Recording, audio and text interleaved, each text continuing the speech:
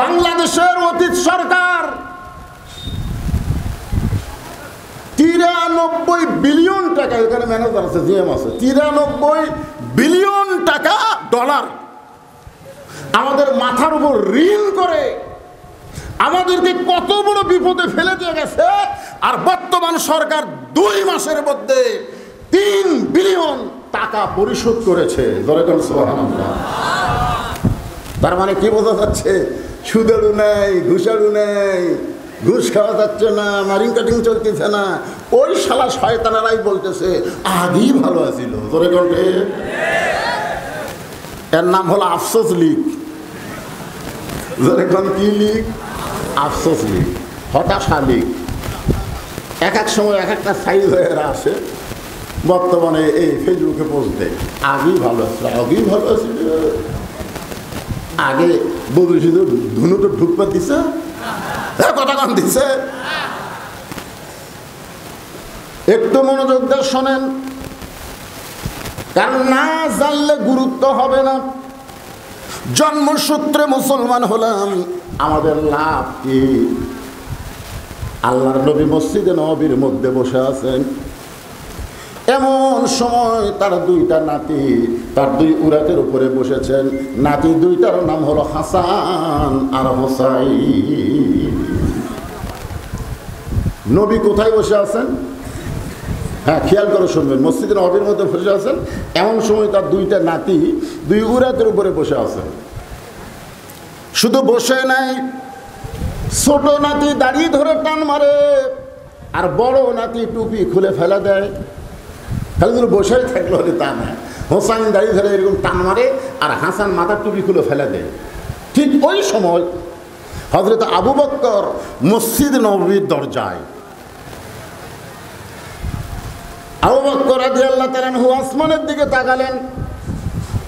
আসমানের দিকে তাকায় বলতেছেন, আল্লাহ, আমরাও নানা হয়েছি, দুনিয়ার বহু মানুষ নানা হয়েছে, কিন্তু আমার নবীর মতন নানা কিয়ামত পর্যন্ত কেউ হতে পারবে না। সুবহানাল্লাহ, জোরে বলেন না।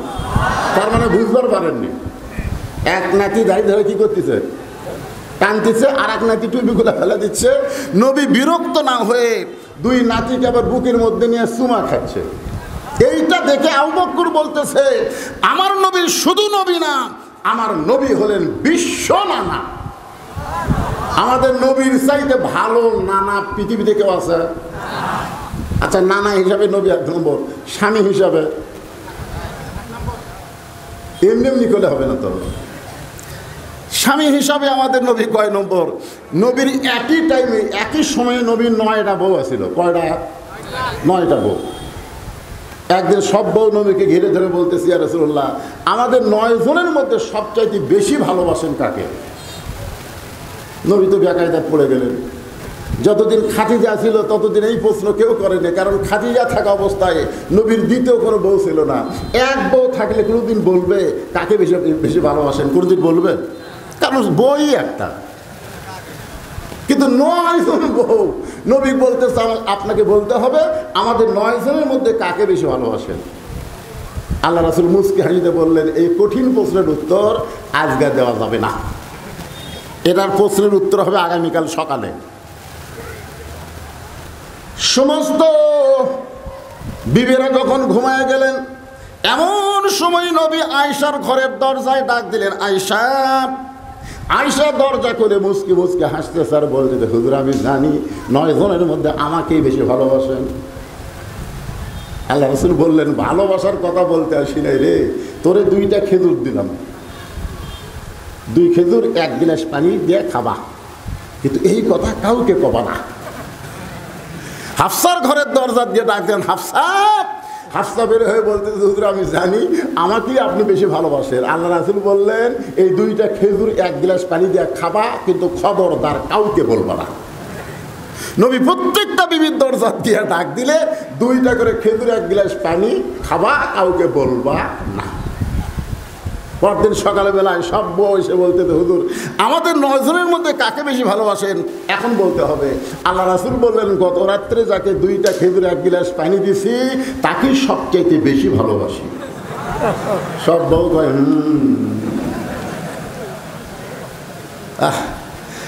আমাদের নবী এমন একজন স্বামী, 9 বউকে কন্ট্রোল করেছে, কোনো বউ বেজার হয়নি। সুবহানাল্লাহ। আর আমরা কি ঘরের দরজা খোলা, নবীর ঘরের দরজা খোলা, এমন সময় মা আয়েশা ঘরের মধ্যে ঢুকছেন। যেই ঢুকছেন নবী আর বসে থাকলেন না, নবী দাঁড়িয়ে গেলেন। আল্লাহ নবী দাঁড়িয়ে গিয়ে দরজা জানলা বন্ধ করে দিলেন। মা আয়েশা খালি থরথর করে কাঁপতেছে। আল্লাহ রাসূলকে আয়েশা কাঁপো খেন, বলে হুজুর আমি শুনেছি আপনার জুতার পরশে আল্লাহর আরশ ধন্য হয়ে গেছে, আপনি দরজা জানলা বন্ধ করলেন। আমার শরীর কম্পন দেওয়ার কারণ হলো যদি কোনো বেয়াদবি হয়ে যায়। আল্লাহ নবী বলেন আয়েশা যতক্ষণ দরজা জানলা খোলা ছিল ততক্ষণ আমি নবী ছিলাম, কিন্তু দরজা জানলা বন্ধ হয়ে গেছে, আমি আর নবী নাই, আমি হলাম স্বামী আর তুমি আমার বিবি। আমি নবী কতক্ষণ ছিলাম? কতক্ষণ? যতক্ষণ দরজা জানলা খোলা ছিল, কিন্তু যেই বন্ধ হয়ে গেছে আরো নবী। আমি যত বড়ই হুজুর হই, ওয়াজ করে যখন বাড়ি যাব, বউ যদি যায় বলি প্রতি মিনিটে 100 করে টাকা দেবো, তুমি 10 মিনিট ওয়াজ শোনো 1000 টাকা পাবা। আমার বউ বলবি ভাগটা বাদ দেন তো, টুপি খুলে তাড়াতাড়ি শোতেন। জনগণ আপনাকে চিনে না, এই জন্য আপনার হুজুর বেনা ওয়াজ শোনে। আমি আপনাকে চিনি না, আপনি মালটা কি? চিন্তা করে দেখে, যত বড়ই হুজুর হই বইয়ের কাছে গেলে আর হুজুর থাকি না।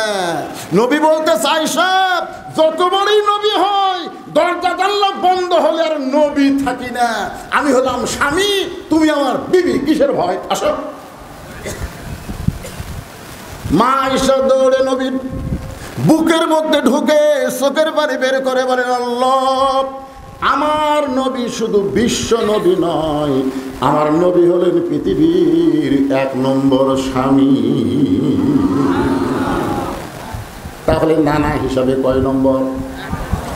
হ্যাঁ, স্বামী হিসাবে, বাবা হিসাবে। কেমনে বুঝলেন? আমাদের নবী বাবা হিসাবে যে 1 নম্বর। নবীর মেয়ে ফাতেমার কাছে গেলে জানা যাবে, কঠিন ক্ষুধা নিয়ে আল্লাহ নবী ফাতেমার ঘরের দরজায় যেতেন। ফাতেমা রাগ করে বলতো, বাবা আপনার এক মেয়ে কুলসুমা ধনীর সঙ্গে বিয়ে হচ্ছে, তার স্বামী অত ধনী, নাম হলো ওসমান গনি। আপনার পেটের মধ্যে ক্ষুধা, আপনি কি কুলসুমার বাড়ি যাওয়ার পারেন না? রাসূল বলে, ফাতেমা তোর চেহারা দেখা মাত্র আল্লাহ আমার ক্ষুধা দূর করে দেয়। ফাতেমা বলে, বাবা আপনি শুধু বিশ্ব নবী না, আপনি হলেন পৃথিবীর শ্রেষ্ঠ বাবা। জোরে গান সুবহানাল্লাহ। আবু বকর রাদিয়াল্লাহু তাআলা দেখে বদরের জিহাদের দিনে নবী পরনের জুব্বা খুললেন, নবী সৈনিকের পোশাক পরে ঘর থেকে বের হলেন। নবীর মাথায় টুপি নাই, মাথায় হেলমেট দিছেন। দোরেগণ কি দিছেন? হেলমেট বোঝেন? হেলমেট, মাথায় হেলমেট দিয়ে হযরত আলীকে বলতেছেন, আলী আলী, জি হুজুর, আমার কোমরের পেটিটা একটু টাইট করে দাও তো, আমার কোমরের পেটি একটু টাইট করে দাও।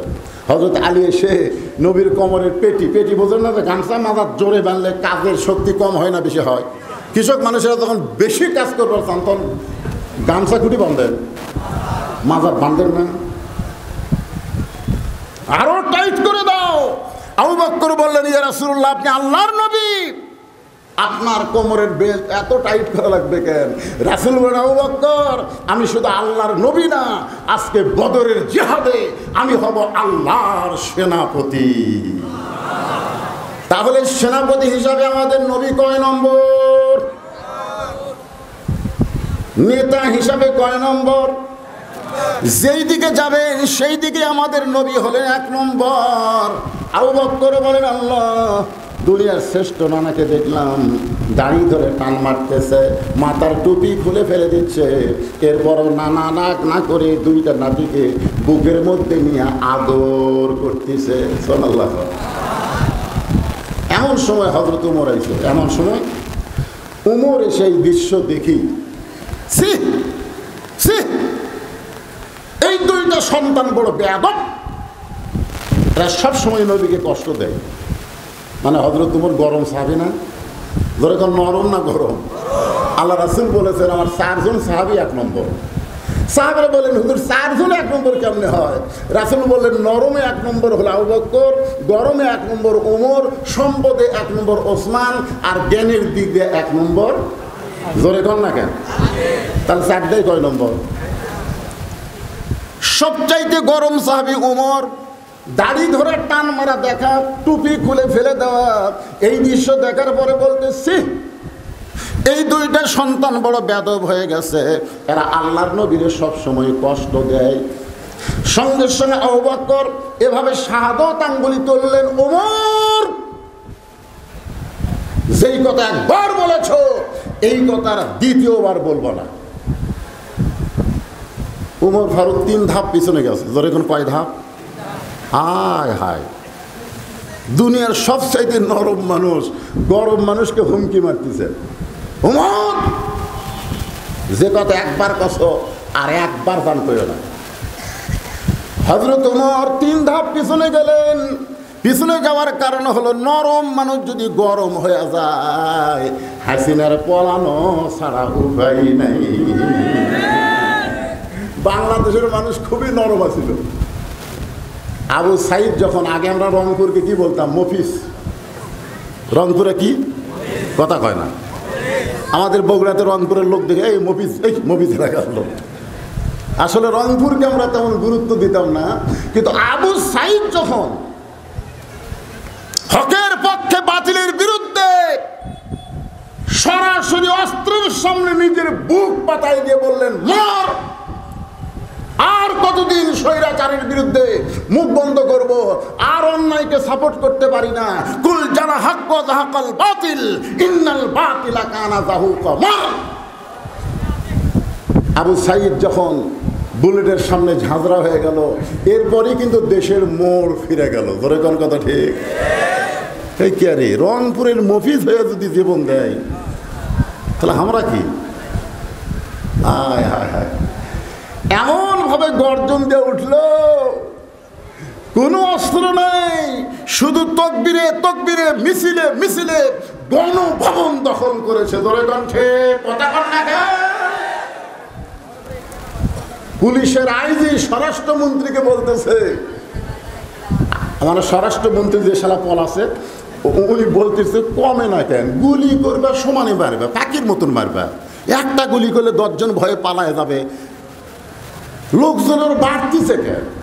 আইজি বলতেছে, ভিডিও এটা প্রকাশ হয়ে গেছে, আইজি বলতেছে স্যার কি করবো, গুলি করে একজন মরে, ওই জায়গাতে আর একজন খাওয়া হয়, যেই গুলি করি ওই বাবারই কয়ে চিল্লে দৌড় দিবি, তা দৌড় দেয় না, বরং ওই যে কুটি গেল ওই জায়গা আবার আগের মতোই হয়ে গেল।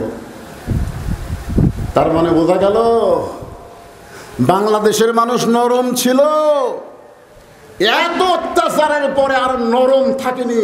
সবাই ঘর দুয়ার ছেড়ে ঢাকার রাজপথ কাঁপিয়ে দিছিল। জোরে বলেন কথা ঠিক কিনা?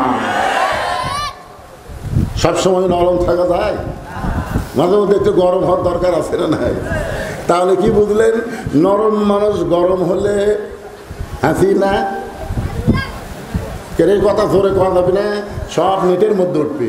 নরম মানুষ গরম হলে হাসিনা পালায়া যায়, নরম মানুষ গরম হলে হলো না। এর সাইডে জোরে মারা লাগবে, জনগণ বুঝুক পাবলিক কি জিনিস। মানে ধনুটের বেল বুঝে একটা নাম হয়ে যায় ভাই। নরম মানুষ গরম হলে কে পলায়? আরো জোরে জোরসে বলুন, কে পলায়? পলাশ কেন?